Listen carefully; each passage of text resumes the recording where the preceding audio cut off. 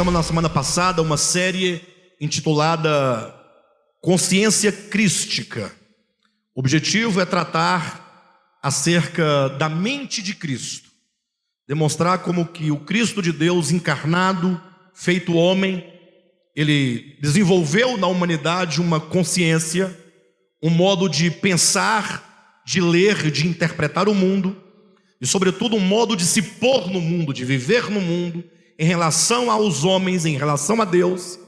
E essa mente precisa ser gerada dentro de todos nós. O fato é que a salvação não consiste meramente em sermos salvos de uma suposta condenação eterna, de um fogo eterno, mas sobretudo a salvação diz respeito à salvação da nossa alma, do nosso ser, que um dia foi contaminado pelo pecado e que, em razão de uma consciência caída, adâmica, o mundo está do modo como está, com tanta maldade, com tanta miséria, e a igreja, portanto, está nesse processo de salvação, e para experimentarmos precisamos conhecer um pouco o que o Evangelho diz acerca da salvação da nossa alma, ou da gestação dessa consciência crística dentro de nós. E hoje queremos abordar de maneira específica acerca da tentação. Nós demos o título As Três Tentações de Cristo, mas queremos também abordar esse tema de uma maneira mais ampla, chegando até a nossa própria experiência. Amém, queridos? Amados, o Evangelho nos mostra claramente algo que é fundamental para que todo cristão possa, de fato, ter uma experiência verdadeira de Deus. Infelizmente, o mundo cristão legou, o mundo cristianizado legou para nós a ideia objetiva do Evangelho. E é verdade que o Evangelho tem um aspecto objetivo. Qual o aspecto objetivo? Ora, o Cristo de Deus se fez homem, viveu como homem, morreu na cruz do Calvário pelos nossos pecados, nos dando o perdão dos pecados e nos reconciliando com Deus. Isso é um fato consumado e que é disponível a todos nós. Esse é um aspecto objetivo no sentido de que, ainda uma vez consumado, não nos envolve diretamente. Começa a envolver o homem a partir do momento que o homem, ao crer nessas verdades, ele começa então a ter uma experiência dentro de si. Mas até então, esses fatos são os fatos objetivos do Evangelho. Mas quando nós lemos a Escritura com bastante cuidado, nós vamos perceber que muito mais do que esses aspectos objetivos do Evangelho, há os aspectos subjetivos, os aspectos que nós chamamos de aspectos orgânicos da salvação.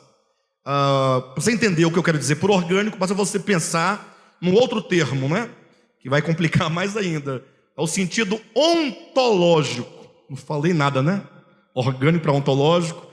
Ou seja, é quando a verdade ela é sentida no nosso ser. Ontológico quer dizer relativo ao ser. Ou seja, todas as verdades do Evangelho referentes a Deus, a obra de redenção, elas são reais dentro do homem. Elas estão aí para serem vividas e experimentadas. E o cristianismo não nos falou sobre esse aspecto orgânico.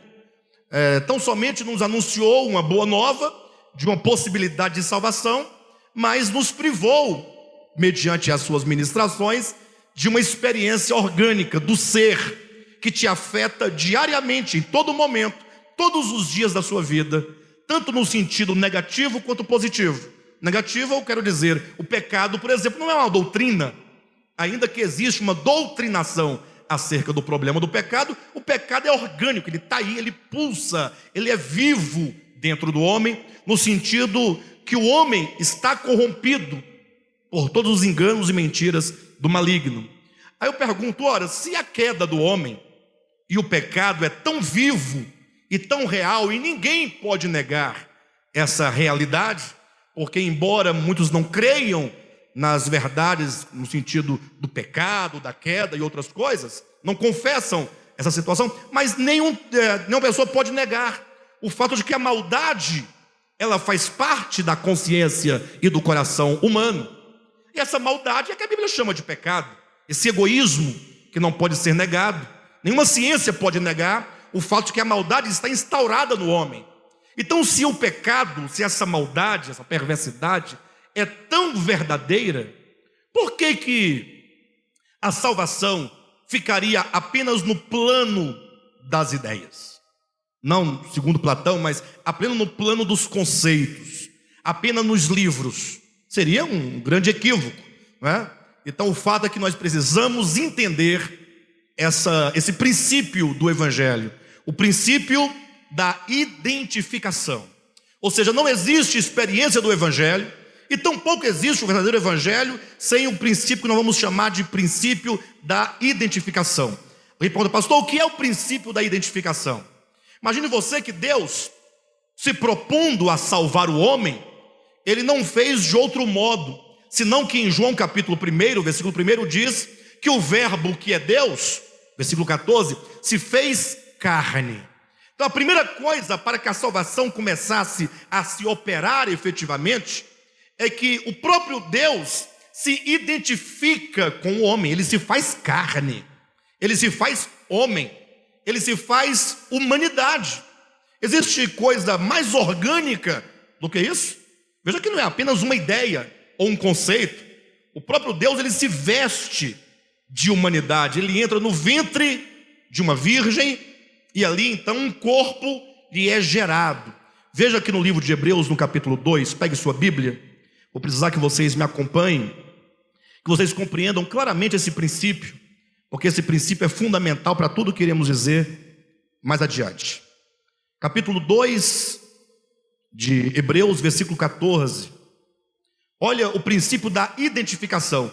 Cristo se identificando com o homem. Diz assim: visto, pois, que os filhos têm participação comum de carne e sangue, destes também ele igualmente participou, para que por sua morte destruísse aquele que tem o poder da morte, a saber, o diabo.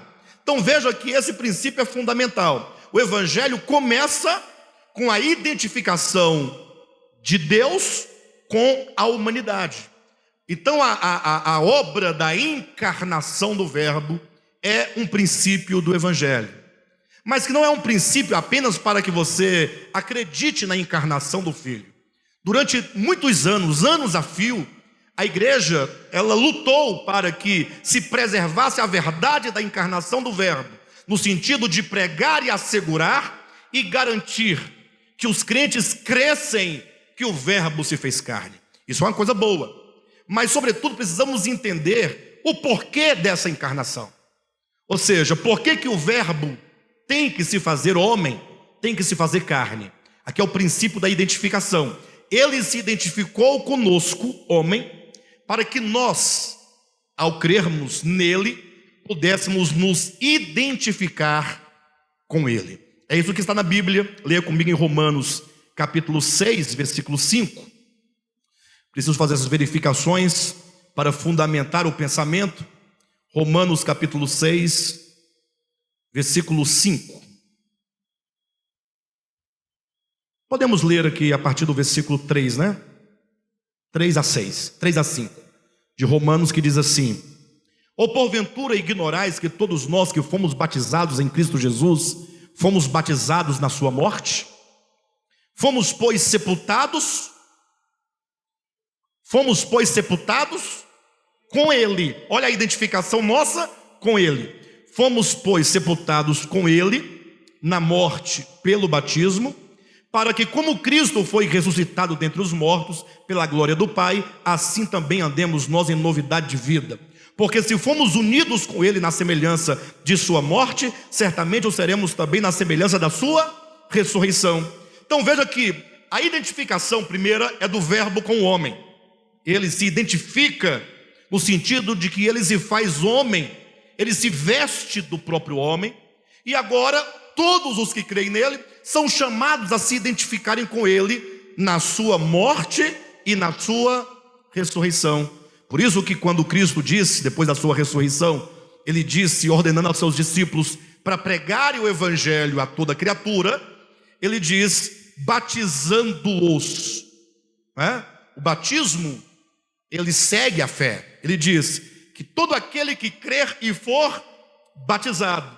Mas veja que esse batismo não é um mero banho numa piscina, num riacho ou num rio, tampouco no Rio Jordão, mas como Paulo diz em Romanos, é a identificação daquele que creu em Cristo. Ele é identificado com Cristo na sua morte, ele é identificado com Cristo na sua ressurreição. Ou seja, o Evangelho, nesse princípio da identificação, ele pressupõe união. Deus se unindo ao homem, para o homem se unir a Deus. É o que Paulo vai dizer em Filipenses capítulo 3, versículo 9 e 10, quando ele diz: conformando-me com ele na sua morte e nos seus sofrimentos. Quando ele diz conformando-me com ele, ou seja, ele fala assim: eu quero e preciso estar unido a Cristo, tendo uma experiência real de morte. Ou seja, a morte de Cristo, muito mais do que mera morte histórica, é a morte, é a destruição do ego, da consciência caída, consciência adâmica, com seus princípios, com os seus ideais. É a destruição completa de um coração caído, para então o homem se unir a Cristo na sua ressurreição, no sentido de absorver toda a verdade que é Cristo, todos os princípios de vida de Cristo, para que possa então haver de fato o novo nascimento. Somente quando existe essa identificação do Cristo com a humanidade e do homem com Deus, é que se chega então ao princípio da unidade. Quero ler com vocês, pelo menos aqui, dois textos, Efésios capítulo 2, versículo 15. O princípio da unidade é quando há essa identificação por meio da fé, acontece o que Paulo chama aqui de um só corpo. Capítulo 2 de Efésios, versículo 15, que diz assim: olha, aboliu na sua carne a lei dos mandamentos na forma de ordenanças, para que dos dois criasse em si mesmo um novo homem, fazendo a paz, e reconciliasse ambos em um só corpo com Deus. Olha, e reconciliasse ambos em um só corpo com Deus, por intermédio da cruz, destruindo por ela a inimizade. Veja como Paulo é ousado, e a verdade também é ousada, quando diz reconciliando os homens em um só corpo com Deus. Então o Evangelho tem esse princípio, o princípio da identificação e o princípio da unidade. Então nós estamos nesse caminho. Me pergunta: pastor, mas o que isso tem a ver com as três tentações de Cristo? É que Cristo, sendo ele identificado com o homem, se tornando o Cristo de Deus um homem, ele vive como homem, para que nós, olhando para Cristo, possamos nós entender a nossa trajetória de salvação. Ou seja, Cristo ele se veste de humanidade, e ele toma uma humanidade, não uma humanidade de pecado, mas uma humanidade sob os efeitos do pecado, e ele vive como homem, como qualquer outro homem sobre a terra. E ele se faz homem para vencer o maligno. Quando nós lemos o livro de Gênesis, nós vemos que lá no Éden estava o homem, Adão, humanidade, onde ele foi tentado, e sendo tentado, ele caiu. Ou seja, a serpente enganou Adão, Adão foi enganado, tomou como verdade as mentiras e os sofismas do diabo, e se tornou um Adão caído, um velho homem.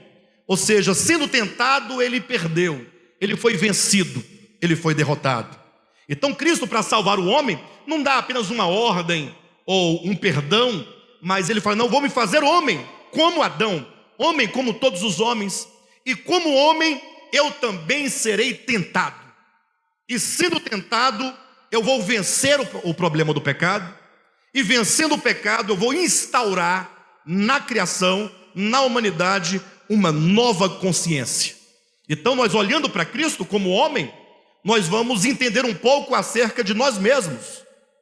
Sabemos que Adão caiu no Éden, e em Mateus capítulo 4 e Lucas capítulo 4 narram que tão logo Cristo alcançou a idade de 30 anos, diz que ele foi levado pelo Espírito ao deserto a fim de ser tentado pelo diabo. Queridos, não é coisa de pouca importância a questão da humanidade de Cristo, do viver humano de Cristo e da tentação de Cristo. Quero chamar a atenção dos irmãos para um texto de Isaías. Abra sua Bíblia, Isaías capítulo 7, versículo 14 e 15. Um texto interessante porque fala da humanidade do Messias. E diz assim acerca dele, olha, veja na sua Bíblia, Isaías capítulo 7, versículo 14 e 15. Portanto, o Senhor mesmo vos dará um sinal: eis que a virgem conceberá e dará à luz um filho, e lhe chamará Emanuel. Ele comerá manteiga e mel, quando souber desprezar o mal e escolher o bem. Veja, falando da virgem que daria à luz um filho.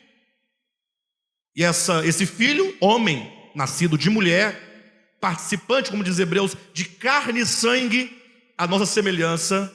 Ele foi crescendo desde a sua tenra idade, a sua meninice, até que ele chega um momento no seu crescimento, como diz lá no livro de Lucas, que ele crescia em estatura, ele crescia em sabedoria, ele crescia em graça.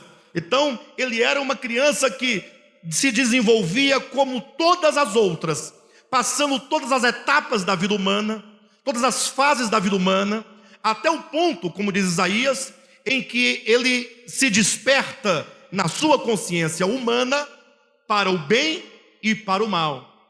Assim como lá no Éden, o homem foi posto diante daquela árvore simbólica, né? A árvore do conhecimento do bem e do mal, sinalizando o momento em que o homem, na sua criação, ele teve a sua mente aberta para o discernimento do bem e do mal, da ética, da moral, da verdade, do amor, do ódio, de todas as coisas, para que agora ele pudesse decidir como viver, tomar o caminho certo para viver em relação a Deus e em relação ao outro. Assim também Jesus, homem, eu me refiro à humanidade, num dado momento da sua experiência humana, diz o livro de Isaías, que ele haveria de aprender a escolher o bem e a rejeitar o mal. No sentido de que, como homem, ele haveria de tomar uma posição diante de Deus, assim como Adão no Éden teria que ter tomado uma posição, ou que tomou uma posição, ainda que negativamente. Então, quando falamos da tentação de Cristo, estamos falando de uma tentação real dentro da sua humanidade, levando em conta que a Escritura ensina que Deus não pode ser tentado por ninguém, e Deus a ninguém tenta. Então essa experiência da tentação de Cristo só pode ocorrer no plano da sua humanidade. E lá estava Cristo no deserto, ficou 40 dias, no livro de Marcos diz que ele ficou 40 dias sendo tentado pelo diabo. Entretanto, a Escritura nos apresenta tão somente 3 delas. Ora, se ele ficou 40 dias sendo tentado, isso implica que houve muitas tentações, mas somente 3 nos são registradas, talvez porque essas 3 elas incluem, elas servem como pilares, né, de toda e qualquer outra tentação. Estava Cristo no deserto, 40 dias sem comer, 40 dias de jejum. Ele haveria de imediatamente começar a sua obra, o seu ministério, e a Escritura é clara, ele estava lá para ser tentado, no sentido de que ele precisava passar por todas as experiências, como você e como eu, para que ele pudesse de fato e de verdade, no final falar: eu vim como homem, vivi como homem, fui tentado como homem e venci como homem. Ele precisava de ter tal experiência, né? Ele precisava passar por tudo aquilo que nós também passamos, para que ele pudesse ser o redentor da humanidade. E diz a Escritura que ao cabo de 40 dias estava lá, e aí o texto, conforme toda a Bíblia, a narrativa de toda a Bíblia, disse que apareceu-lhe o diabo. E aqui eu preciso que os irmãos pensem comigo por um momento, antes de nós explicarmos um pouco sobre essas tentações. Reflita comigo. Eu tenho chamado a atenção dos irmãos para o fato de que a Escritura precisa ser lida com bastante atenção e tem que ser compreendida no sentido orgânico da verdade. Porque está lá o leitor lendo a tentação de Cristo, Mateus capítulo 4, ou Lucas capítulo 4, e está ali ele pensando, Jesus sentado numa pedra, daqui a pouco aparece o diabo. Aí a pessoa começa a fantasiar logo um ser folclórico, né? Com aquela leg vermelha, bem apertadinha, aquela capa preta, com um tridente na mão, uma barbicha assim bem parecida com a do nosso irmão Márcio, não é? Olhos grandes e puxados, orelhas pontudas, um rabo com uma seta na ponta e com os caninos bem desenvolvidos, e ele vindo, sorrindo. Não é assim que os filmes vão, né? Aí a pessoa fica pensando, aí eu fico imaginando só que tentação mais sem futuro seria essa, né? Até porque você, como homem, muito mais tentado do que Cristo, né? Até porque você é caído, nunca lhe apareceu nenhum ser folclórico desse, dizendo para você assim, agora você vai tomar um copo de cachaça. Aconteceu isso com você? Em algum momento? Alguém que já foi tentado dessa maneira? Irmãos, precisamos de entender que a tentação, ela não é algo que acontece fora do homem. A tentação só pode acontecer no interior do homem. Até mesmo se você pegar a própria tentação de Cristo, o próprio texto, né, nos permite e já nos indica que não podemos entender literalmente aquela narrativa. Porque é dito, pense comigo, que o diabo levou Jesus, eu estou apenas citando para vocês pensarem comigo, para o pináculo do templo. Bem, onde é que Cristo estava? A princípio, no deserto. Aí o diabo pega pela cintura de Jesus e sai voando. E ninguém vê. E aí fica lá na sé, bem no pico, no pináculo, na ponta do templo, em pé com Jesus, dizendo, pula daqui abaixo, pula. Imaginou que coisa mais estranha? Ah, pastor, eu creio que foi assim mesmo, que levou e ficou lá pendurado na pontinha, vai, não vai, pula, não pula. Mas pense na última tentação. É dito que o diabo levou a Cristo para um alto monte. Que monte seria esse? Não importa, mas pense no monte alto. Qual que é o maior monte que nós temos? Quem é aqui bom de geografia aqui? Everest é o maior monte do mundo? Mais alto do mundo. Digamos que tenha sido levado para o Monte Everest. Imagine você, digamos, em tese, de onde se podia ver todos os reinos do mundo: China, Índia, Japão, Indonésia, Brasil, todos os reinos, todas as nações do mundo. Seria possível de cima do Monte Everest ver todos os reinos do mundo? Não dá para perceber que aqui há um significado e que a linguagem aqui é tão somente uma linguagem para você extrair um fio, extrair uma seiva, extrair uma verdade. As três tentações de Cristo envolvem toda a experiência humana. A primeira tentação é dito que o diabo disse a Jesus: se tu és o Filho de Deus, então transforme essas pedras em pães. Pergunto, olha, que tentação é essa? É pecado se ele tem poder transformar pedras em pães? É pecado? Digamos que ele tem o poder, por que não? Eu vou pegar uma pedra, transformar no pão e vou comer. Algum pecado nisso, queridos? Não. Então observa que a tentação, ela está por detrás de um ato talvez muito simples. O que o maligno quer não é que Cristo transforme pedras em pães. O que o maligno quer e deseja que não somente Cristo, homem, o Jesus, mas todos os homens façam, é simplesmente ignorar que todos nós vivemos de Deus. Nós sabemos pela própria resposta de Cristo, quando respondeu: nem só de pão vive o homem, mas de toda palavra que procede da boca de Deus. Ou seja, o homem Jesus, ele tinha uma mente, ele tinha uma consciência clara, formada, estabelecida, segura, de que o homem precisa primeiramente saber que toda criatura vive em Deus, se move em Deus e existe em Deus. Ou seja, Deus é a fonte da existência, como Ele é o fundamento de todo o sustento vem de Deus. Deus é alimento para nós. Não pense você que o que me sustenta exatamente seja o alface, o tomate, a comida que eu como. Antes de tudo isso, há a vida, e essa vida é o próprio Deus. Então o homem Jesus tinha essa consciência clara, firmada. Olha, o diabo queria que ele transformasse a pedra em pão, no sentido de que ele tomasse toda a sua providência, no sentido de que ele abandonasse a confiança em Deus, para ser ele o próprio autor e originador do seu sustento. É basicamente o que está lá em Jeremias capítulo 17, versículos 5 a 10.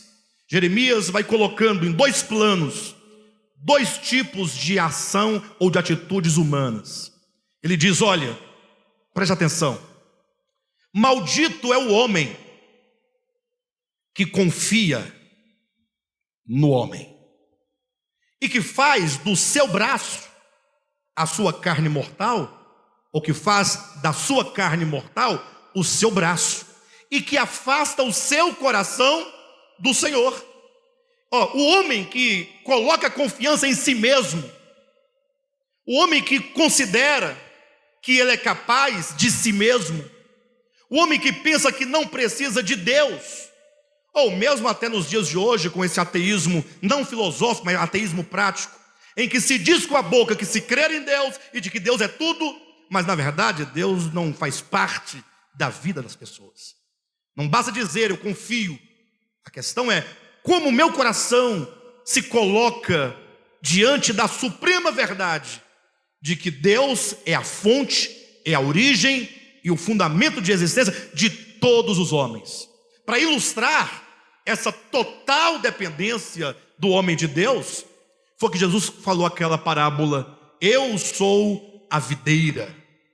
Pense nessa parábola, eu sou a videira, pense numa videira, ele diz, e vocês são os ramos. Então o ramo, ele procede da videira, ele brota da videira, e embora ele brote da videira, ele é totalmente dependente da videira, porque a videira, a partir das suas raízes, vai processar todo o alimento do solo, transformar numa seiva, que é a vida, que vai alimentar os ramos. Aí Jesus fala, sem mim, nada podeis fazer. E essa verdade, dessa profunda necessidade de Deus, e de uma consciência clara de que como ramos somos dependentes de Deus, é que Jesus tinha claramente na sua consciência, e de que nós precisamos gerar tal consciência.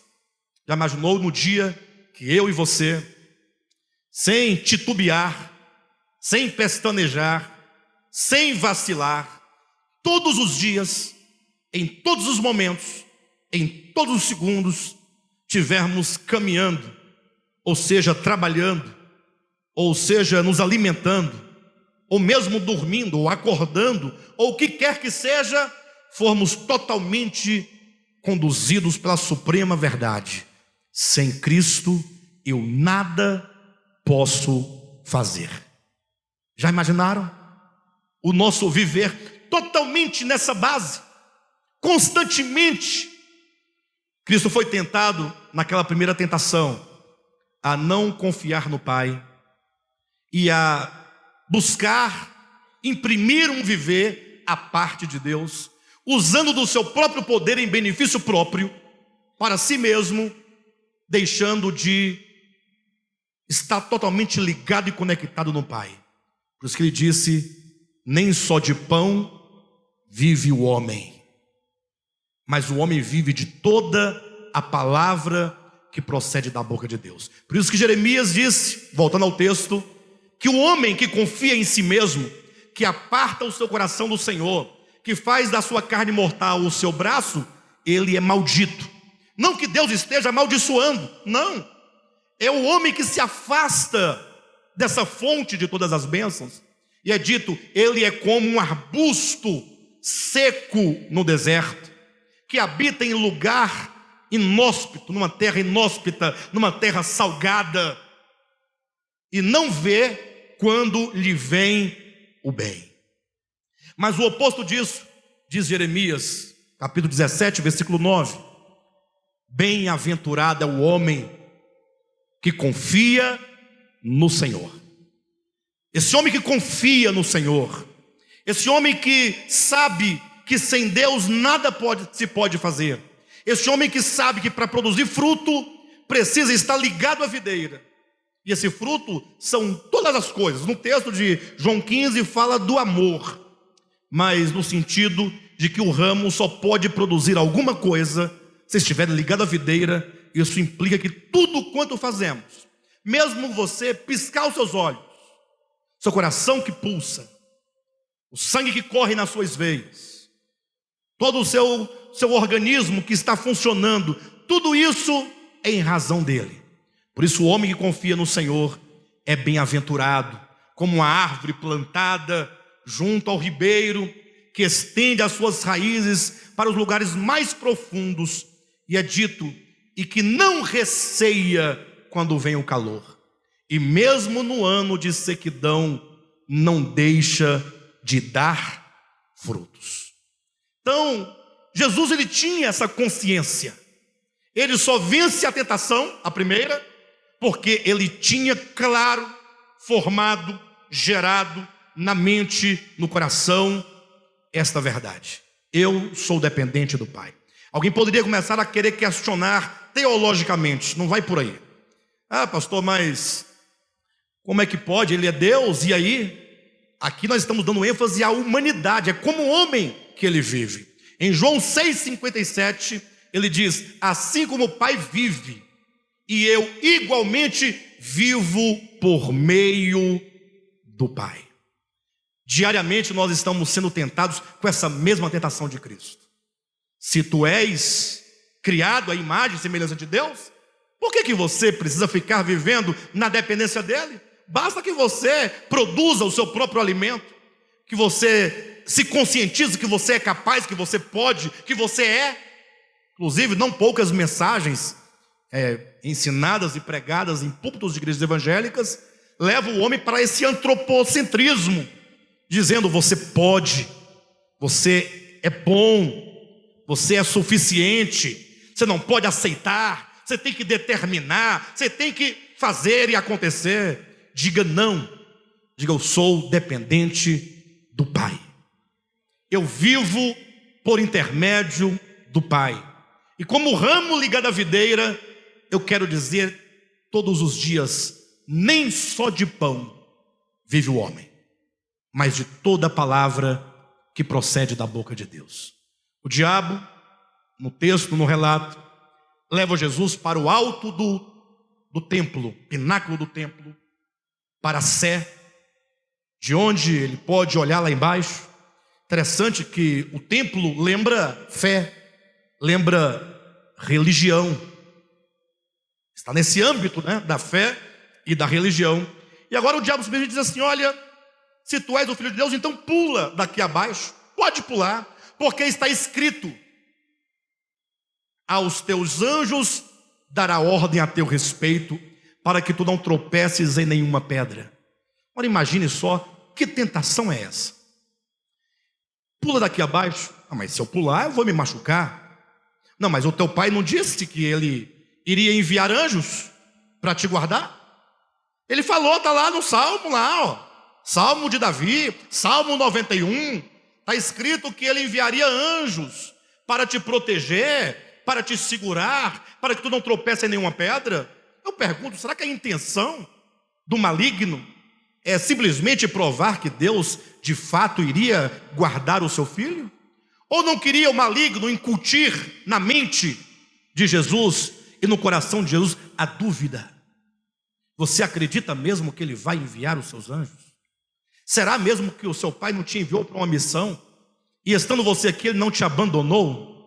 Ele queria gerar no coração do filho a dúvida em relação ao pai. Por isso que Cristo disse: não tentarás ao Senhor teu Deus. Ou seja, o que o diabo queria é que Jesus desafiasse o Pai, pusesse à prova a palavra do Pai, porque só busca uma prova aquele que duvida, porque aquele que tem plena convicção da palavra, este não pede prova, ele crê, ele confia, ele confessa, e ele sabe que caso aconteça de tropeçar, o Pai haveria de enviar os anjos, mas não tem que duvidar do coração do Pai, não tem que ficar colocando em dúvida aquilo que o Pai é. E nós faremos aqui a leitura da dracma perdida, nós veremos muito, sobretudo nos capítulos que trata da queda de Lúcifer, que toda a queda de Lúcifer e dos seus anjos aconteceu na base da dúvida.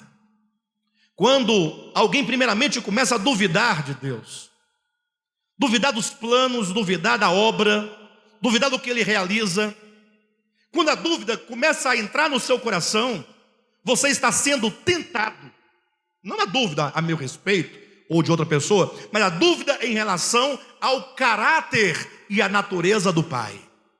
Por longos e longos anos, o maligno, como diz em Ezequiel, na multiplicação do seu comércio, ele foi vendendo a sua imagem de anjo bom, de anjo coitadinho, de anjo que estava sofrendo uma injustiça, e aí começou a desenhar uma falsa imagem acerca do Pai, gerando dúvida no coração das criaturas de Deus acerca dele.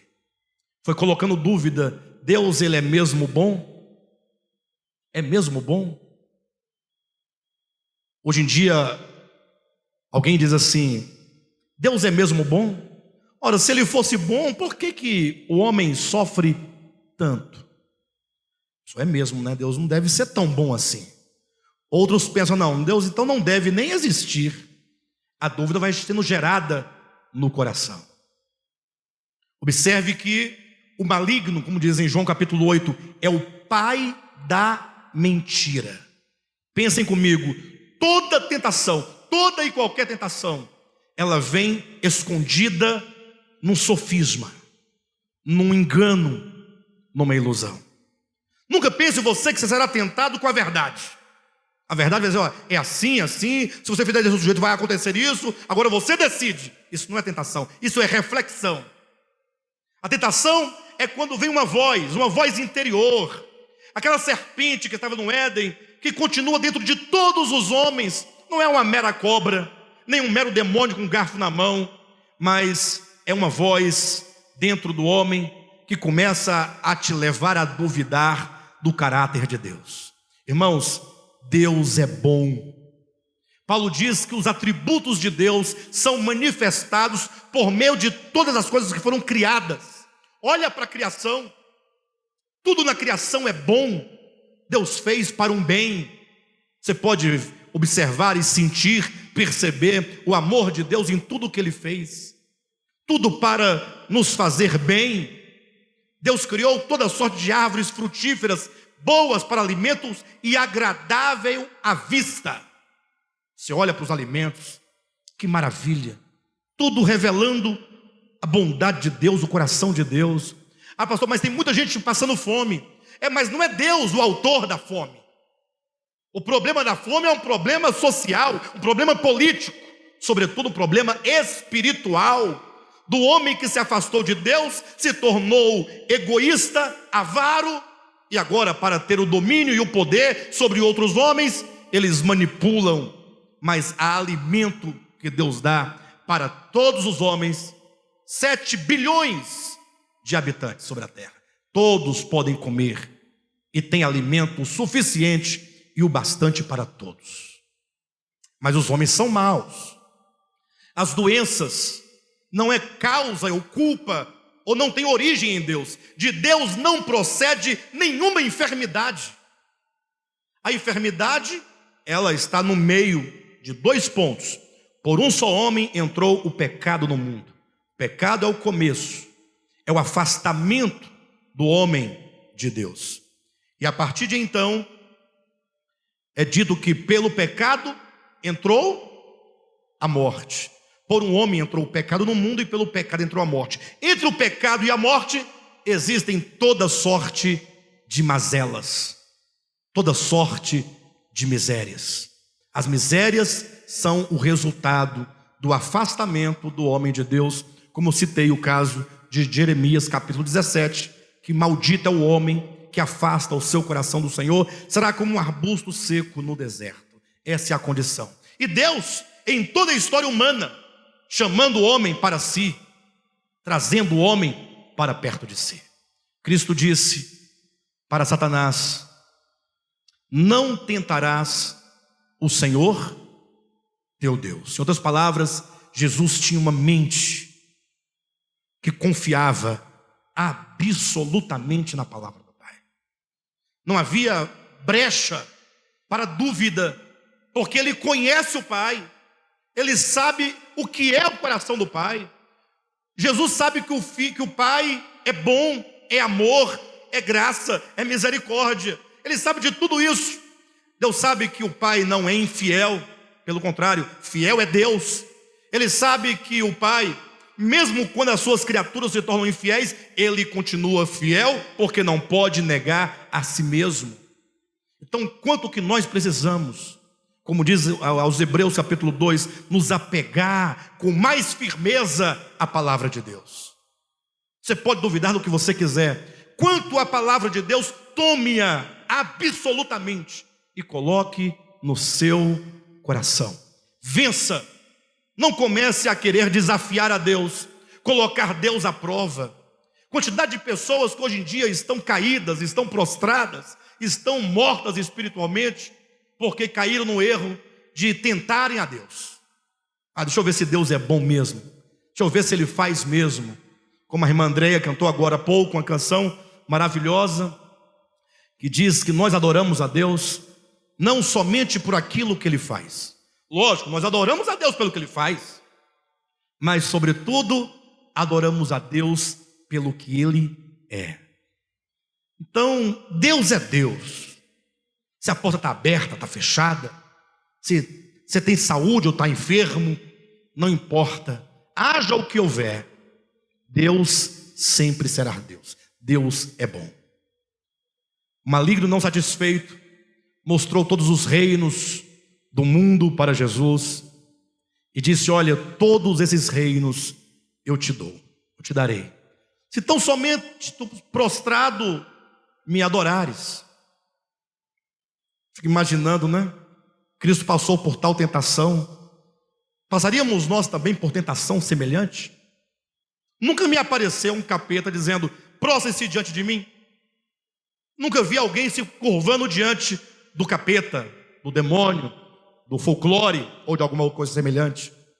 Mas o fato é que curvar-se diante do demônio é fazer-se, bem redundante, a si mesmo o seu Deus. É adorar a si mesmo.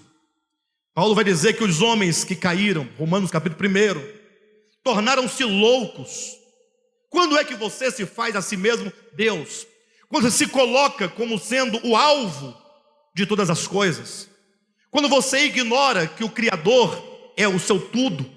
Quando você deixa de render a Ele a graça necessária, as ações de graças, o agradecimento, a glória, o louvor, e você começa a conferir isso para você.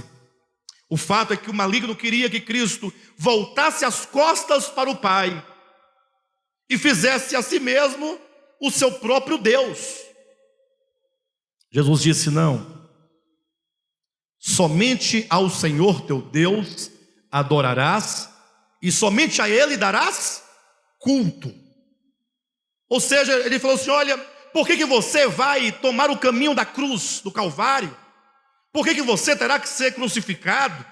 Por que você tem que ser negado, rejeitado, cuspido, insultado, vituperado, para receber como recompensa os reinos do mundo, se você pode recebê-los sem passar pela cruz? Basta que você se curve. Você é capaz, bora, vamos, eu te darei todos os reinos do mundo. Irmãos, Jesus ali na qualidade de homem, enquanto homem, presta atenção, Ele sabia que a única maneira de o homem ser reestabelecido para aquilo que ele foi criado é fazendo morrer o ego e a carne humana. Porque o problema do homem é o egoísmo. O que a Bíblia chama de pecado é o que na psicologia chama de egoísmo, o ego, o eu central do homem. E se isso não for negado, o homem jamais poderá encontrar o caminho da salvação. Em outras palavras, Jesus, ele tinha uma consciência clara, uma mente esclarecida, de que não existe outro caminho para o homem, senão o caminho da morte. Para o ego, da morte, para os prazeres, para então viver somente para Deus. Como homem, diz Paulo aos Hebreus, Cristo foi tentado em todas as coisas, à nossa semelhança e sem pecado. Venceu completamente. E todos nós, como homens, também somos tentados. E essas três aqui que nós colocamos são apenas os fundamentos de tantas outras. As três se desdobram em inúmeras tentações. E quando se fala de tentação, nós temos que pensar também na nossa tentação.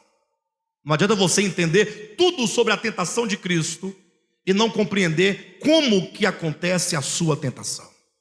Quero ler com os irmãos alguns textos para você entender um pouco acerca da tentação humana. Talvez essa mensagem de hoje vai te ajudar muito a te livrar das mentiras do maligno, dos sofismas. Talvez a mensagem dessa noite vai te ajudar a vencer coisas que você talvez não tenha vencido. E talvez tenha um engano dentro de você dizendo: você cai, você faz isso porque você é fraco, porque você não consegue, você não dá conta mesmo, né? De fato, abandona logo isso, para com esse negócio de Bíblia, de Jesus, de igreja, porque você não dá conta mesmo, né?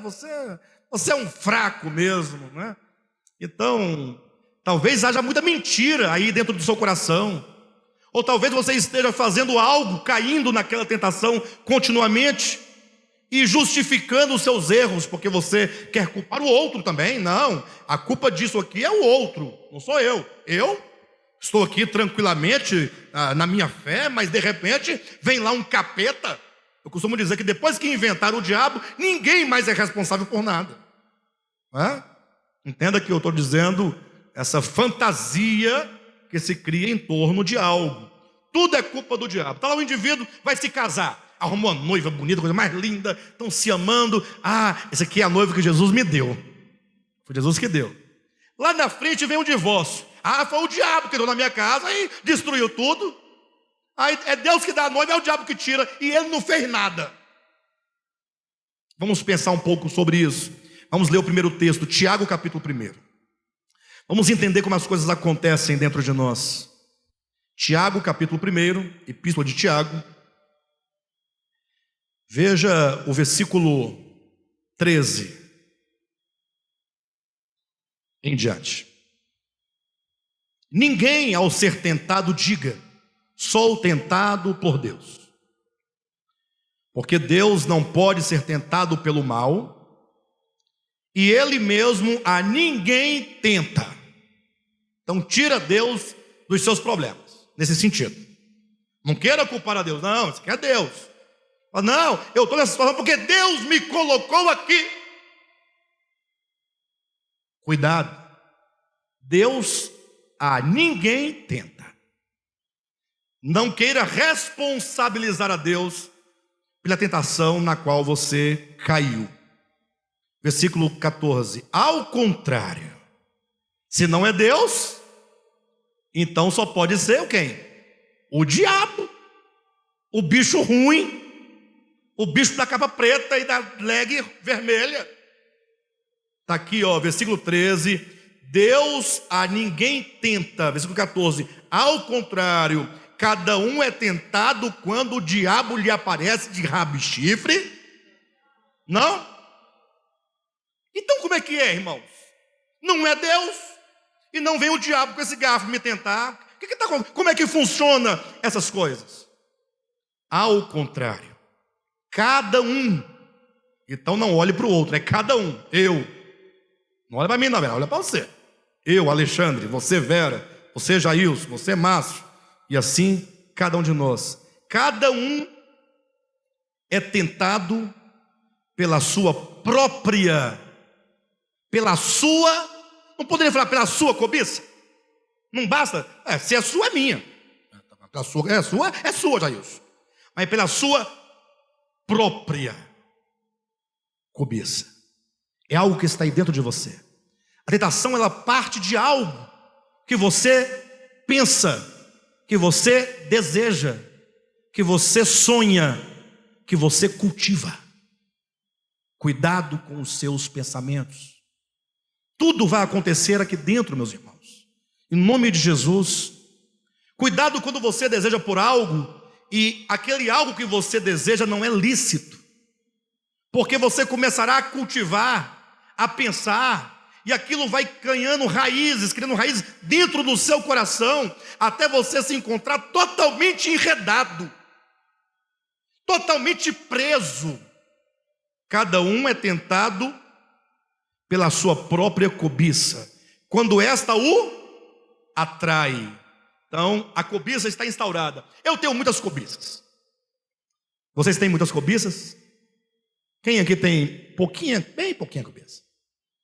Entenda que cobiça aqui não é simplesmente cobiçar um objeto alheio, mas significa todos os desejos de toda sorte.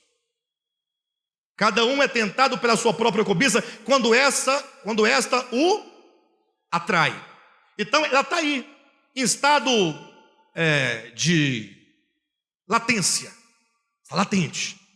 Mas de repente algo atrai. Opa, você viu, começou o processo. Você viu, opa, o que está acontecendo, meu Deus do céu? Atraiu é quando o objeto desejado, ele chega à sua mente, à sua consciência, no sentido de você saber que ali está. E aí começa um processo. Preste atenção. Quando esta o atrai e o seduz. Atraiu, se tocou daquilo, aí você começa a crescer o olho vai ficando comprido. Você não consegue tirar o olho, seja de um objeto, seja de uma pessoa, seja de algo que você vê a possibilidade de realizar, de fazer acontecer. E você, primeiramente, cresce o olho porque mas depois vai ficando pequeno, porque você vai ficando pensando. E aquilo vai sendo construído. Veja o que Deus vai dizer, que isso vai sendo gerado. Versículo 18, ou melhor, 17. Me perdoe. Versículo 15, né? Então a cobiça, depois de haver conceber. A palavra que é usada para falar de um filho que é concebido. Imagine só um casal. Lógico que eu não estou falando de pecado, tá, amados? Casalzinho, casou. Aí eles começam a pensar no filho. Vamos ter um filho? Rodolfo e Eula, né? Vamos, não vamos? Não, agora não. Mas eu queria tanto. Mais. Estão pensando. Daqui a pouco eles veem um menininho que nasceu, que trouxe aqui para os irmãos orarem. Aí ficou com o Pedro na criança. Que lindo, que maravilha. Aí começa aquele pensamento, aquela ideia, vai tomando forma e vai ganhando o coração. Eles vão ficando grávidos da criança antes de ser no ventre, na ideia, vai sendo gerado. Agora, do mesmo modo, lógico, isso não tem nada a ver de pecado, ali é um casal, né, pertencem um ao outro, podem ter quantos filhos quiserem, sem pecado. Mas a ideia é de que essas coisas vão sendo geradas aqui dentro. Voltando agora ao problema do pecado. Então você tem que começar a perceber isso, que a tentação está se formando. A partir do momento que você foi atraído por algo, e você então começa a ser seduzido, até que aquilo que está te seduzindo, ele é concebido. É como que nascesse dentro de você. Ou seja, você formatou, gerou, está pronto. Não executou ainda, mas está aqui. É a decisão. Vou fazer. Vai ser assim. Vai ser tal dia. Tudo certo, planejado. Concebido no coração. Versículo 15: então a cobiça, depois de haver concebido, dar à luz o pecado. Pecado dado à luz, ele nasceu no coração, já pecou. É o que Cristo diz, que aquele que olha para uma mulher com intenção impura, no coração já adulterou com ela. Pode não ter havido o fato ou o ato consumado, mas já há um pecado instalado no coração. O que significa que nós precisamos, para ter a mente de Cristo, usar os mesmos meios e métodos de Cristo na sua tentação. Não permitir que nenhuma ideia estranha à vontade de Deus e à palavra de Deus seja gerado dentro de nós. Constantemente, nem com só de pão viverá o homem. Vença todas as tentações pela palavra de Deus. Declare a palavra, fale a palavra, proclame a palavra para você mesmo. Cantamos aqui agora, canta minha alma, canta ao Senhor. Não cantamos agora? O que significa? Não é você dizendo para a sua alma: ó alma, por que você está aí cabisbaixa, rancorosa? Canta, alma, bora! Você tem que dizer para você mesmo, para o seu coração, quando vier a tentação, a mentira, o sofisma, querendo te enganar, você: não é assim não, seu sofisma. Pode dizer: sua serpente, serpente venenosa, serpente maligna. Vai passar o que serpente? A serpente dessa ideia, essa ideia que quer te afastar de Deus. Se você porventura caiu, e esse cair aqui não tem nada a ver com o que dizem os evangélicos, cair para eles é adultério, né? Eu falo cair, se você tem caído em tentações, seja lá elas quais forem, não importa, não fica triste não. A partir de hoje você tem um novo caminho, para ser gerado em você uma consciência crística, uma consciência de Cristo, uma mente de Cristo. Como diz Paulo, nós temos a mente de Cristo, é vencer as tentações, no sentido de não permitir que nenhuma ideia que seja estranha a Deus e a sua vontade se instaure na sua mente, no seu coração. Seu coração precisa ser livre, liberto de tudo isso. Você tem que ler a palavra, entender a palavra e acolher a palavra. Pastor, mas tem algo que é mais forte do que eu. Abra sua Bíblia em Gênesis capítulo 4. Aí vem o sofisma, né? Ah, pastor, isso é mais forte do que eu. Ah, é assim. Não tem jeito não. Ih, pastor, você não conhece, você não está na minha pele. Fala aqui, ó, pele, ó. Capítulo 4, versículo 6. Então lhe disse o Senhor: por que andas irado? E por que descaiu o teu semblante? Imagine você pegando aqui a história de Caim e Abel, sempre transcendendo a história, a literalidade, para entender a essência. Caim ofereceu uma oferta, Abel ofereceu uma oferta a Deus. Diz que Deus não aceitou a oferta de Caim, não se agradou da oferta de Caim, e Deus recebeu porque se agradou da oferta de Abel. Aí começa um processo. Lá Caim pensando: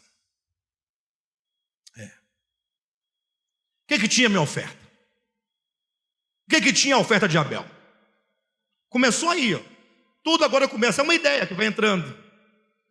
E ele pensava: bem que poderia ter sido eu, né? A minha oferta que seria aceita. Até porque a minha era melhor. Eu estou achando que não vale a pena ofertar nada para Deus, porque a gente oferta, vai lá e vai, aí Deus não aceita. Será que ele está sendo tentado aqui alguma coisa? Já não tem mentiras e aqui sofismas aqui dentro? O que ele deveria fazer? Espera aí, Deus é maravilhoso. Se a minha oferta não foi aceita, tem algum problema comigo. E começaram a procurar nele onde estão as eivas do seu coração, suas falhas, onde foi que ele errou, quais eram os sentimentos por detrás daquela oferta, porque a oferta não basta ser oferta para ser recebida, tem que ter um coração de amor. Não adianta você querer fazer como faziam os fariseus, dava rios e rios de ofertas, mas faziam para serem vistos. Ele tinha que sondar o coração dele. Se não conseguisse, falar: Senhor, sonda meu coração, me ajuda. O que está acontecendo? Eu quero te oferecer uma oferta para ser aceita. Qual é o caminho? Me ajuda. Mas não, começou a olhar o irmão dele atravessado, foi ficando irado, Como diz o texto, ele foi ficando com um semblante descaído e irado. Estava no processo diz lá de Tiago, né? Aí Deus fala assim: por que andas irado? E por que teu semblante anda descaído? Em outras palavras, a Deus é como falar assim: olha, ainda dá tempo. Veja como você, olha o seu coração. Para onde você vai chegar com essa história? E Caim já estava pensando: eu vou esperar uma situação, pegar uma pedra bem grande, tacar na cabeça daquele desgraçado do Abel, cabra sem vergonha, porque eu matando ele não tenho oferta para disputar com minha oferta, é só a minha e não tem jeito. Estava planejando matar o irmão dele. Aí, como Deus sabe do coração e sabe até onde pode chegar o coração humano, olha o que ele diz no versículo 7: se procederes bem, não é certo que serás aceito? Em outras palavras, ele procedeu bem? Não. Foi rejeitado, não é porque Deus é mau, ou Caim é bom, ou Abel é bom, é porque você não procedeu bem. Olha para o teu caminho, olha para o propósito do teu coração, olha para a tua alma, e você vai perceber que você não fez corretamente. Você tinha outras intenções no seu coração. Se procederes bem, não é certo que serás aceito? Se todavia procederes mal, eis que o pecado jaz à porta. O seu desejo será contra ti, e a Miguel, o anjo, o arcanjo, cumpre dominar o seu pecado. É o arcanjo Miguel que virá com a espada para deter o seu pecado. É isso? O que diz? E a ti cabe dominá-lo. Então, quando você não sabe, pastor, é porque é algo que é mais forte do que eu não dou conta. Terceiro princípio, 1 aos Coríntios, capítulo 10. Pastor, é uma coisa que vem, é mais forte do que eu. Sabe por que você tem a impressão de que é mais forte do que você? 1 aos Coríntios, capítulo 10, é porque você cultiva. Porque primeiramente, quando você foi atraído, você começou a cultivar, todo dia de manhã, regando a ideia, colocando um adubo na ideia. Aí você vai lavando aquilo. Aí você vai sendo tomado, enredado. Olha o que diz 1 Coríntios capítulo 13, 10, versículo 13. Capítulo 10, versículo 13. Olha o que diz: não vos sobreveio tentação que não fosse humana. Toda tentação é humana. É uma força sobrenatural que vai vindo e vai... Não, para. É humana. Você é humano, você não sofre nenhuma tentação sobrenatural, de um demônio, de um espírito que te tomou e você não teve jeito. Pode parar. Não vos sobreveio tentação que não fosse humana, mas Deus é fiel e não permitirá que sejais tentados além das vossas forças. Não. Ele permite somente até onde você, como homem, não é como anjo, não é como arcanjo, não é como querubim, como homem você pode suportar. A tentação não é, como diz, não é sobre-humana. Não há tentação que não seja humana. E Deus permite somente a tentação que você, na sua humanidade, consegue suportar. E tem mais: pelo contrário, juntamente com a tentação, vos proverá livramento, de sorte que a possais suportar. Imagine só quando o servo de Eliseu, Geazi, não sei se vocês lembram da história do Antigo Testamento, mas ele era um servo do profeta, né?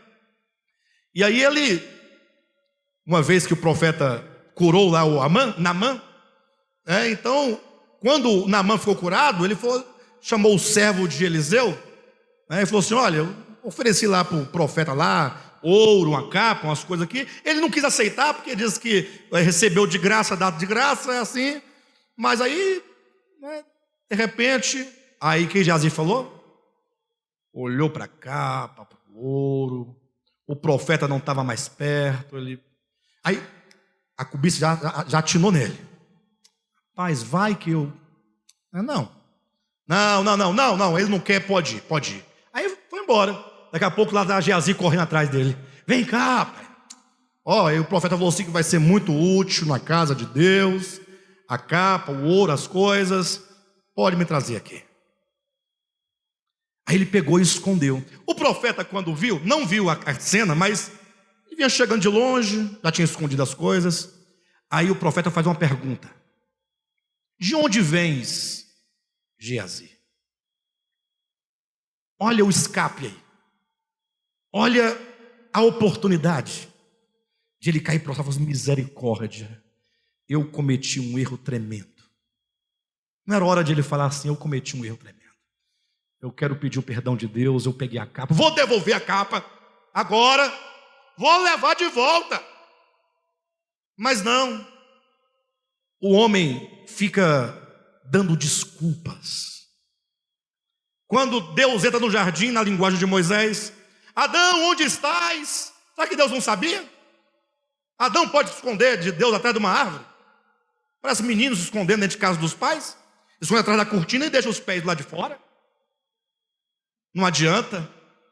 Essa pergunta, onde estás, Adão? Não é que Deus não sabia, nem que Deus não está. Isso é o que significa: Adão, olha a chance, confessa, meu irmão. Senhor, eu fui um fraco, eu me deixei seduzir, me deixei levar, desobedeci, fiz o que não deveria. Senhor, a tua graça, a tua bondade, eu estou aqui, faço o que você bem quiser. Mas não, vem as desculpas. Senhor, de fato, essa vida tem cada uma, né, Deus? Deus, misericórdia. Olha, tu acredita que a mulher que tu me deste, ela, não fui eu não, foi a mulher que tu me deste, comeu, tu acredita? Aí, pegou o fruto e me deu, e eu comi também. Quando eu vi, eu estava mastigando, nem perguntei nada, e tal. Tá vendo como é que é? Aí vai para a mulher: e que história é essa? Ela: deixa eu te contar uma coisa, viu? Tem cada uma desse mundo. A serpente que tu criaste, foi ela. Um jogando para o outro. Está aqui, não tem tentação sem que seja sobremodo humana, toda ela é humana. No limite da sua capacidade, Deus conhece todos os teus limites, e Ele dá juntamente com a tentação o escape. Fica atento, porque sempre que você estiver numa zona de perigo, Deus vai te mostrar o escape. Fica atento, você vai ver uma porta aberta. Cuidado, não estou por aqui, nada de... Eu quero dizer que você vai perceber alguma coisa vai acontecer, alguém vai te falar algo, uma luz vai despertar a sua consciência, e você tem que lembrar: Deus está me livrando. E você então dirá não ao sentimento, não ao desejo, não à ideia, não à obra ou a qualquer outra coisa. Não pense você que você é um santarrão, que nada te abate, nada te pega, nada te toca. Não. Vez ou outra você vai se sentir dentro de uma zona de perigo. Você vai sendo enredado, daqui a pouco fala assim: misericórdia, onde é que eu me encontro? Na hora, Deus vai dizer para você: dá tempo de sair. Dá tempo. É só você usar contra a serpente a palavra de Cristo, desenvolvendo a mente de Cristo, uma mente crística. E, pessoal, para encerrar, Efésios capítulo 6, quando Paulo fala que a nossa luta não é contra carne nem sangue, mas contra principados e potestades nas regiões celestiais. Está dizendo, existe uma luta constantemente. Principados e potestades, forças, querendo dominar a sua mente, o seu coração. Essas regiões celestiais estão aí dentro de você. É a sua mente, seu espírito, sua alma. Essas forças querendo te atacar, te seduzir, te enganar, te aprisionar. E é dito que para vencê-las você precisa de uma armadura. E lá cita uma série de partes dessa armadura. Fala a espada do Espírito, o escudo da fé, as sandálias do Evangelho, o cinturão da verdade, a couraça da justiça, mas fala também do capacete da salvação. Para guardar a sua mente, ó. Capacete não vai chegar em casa, colocar um capacete de motoqueiro, não vai resolver nada. Não é uma guerra física, é espiritual, está dentro de você. Usar o capacete da salvação é você usar as verdades do Evangelho, da redenção, para que a sua mente seja guardada, para que nenhum dardo inflamável do maligno atinja a sua mente. Para tanto, precisamos orar constantemente. Orar constantemente é um coração alerta. Orar constantemente não é você ficar orando, ó Senhor Jesus, neste momento eu estou aqui na tua presença, Pai, porque tu és e tal, você vai ficar doido. Não é assim. Orar sem cessar significa um coração sempre alerta a Deus, a presença, a realidade, a verdade. Um coração sempre atento. Porque assim, quando vierem as tentações, você vai percebê-las com facilidade. E você vai vencê-las em o nome de Jesus. Amém?